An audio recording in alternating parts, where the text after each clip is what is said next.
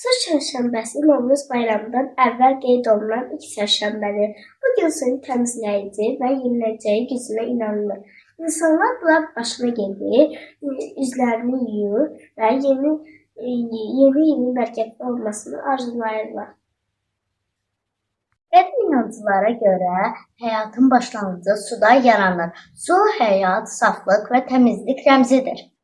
Çərşənbəsinin adətləri bunlardır. Səhər tezdən su üstündən keçmək, axar sudan keçmək, su ilə üz yumaq, evə təmiz su gətirmək, arzular tutmaqdır. İnanılır ki, su çərşənbəsində su ilə yuyunan insan bütün xəstəliklərdən uzaq olur. Su üzərindən atlayanların arzuları həyata keçir. Dünyanın böyük hissəsi sudan ibarətdir. İnsanın bədəninin də çox hissəsi sudur. Su həyatın əsasıdır. Suyu boş yerə axıtmamalıyıq. Təbiəti qorumalı, suyu israf etməməliyik.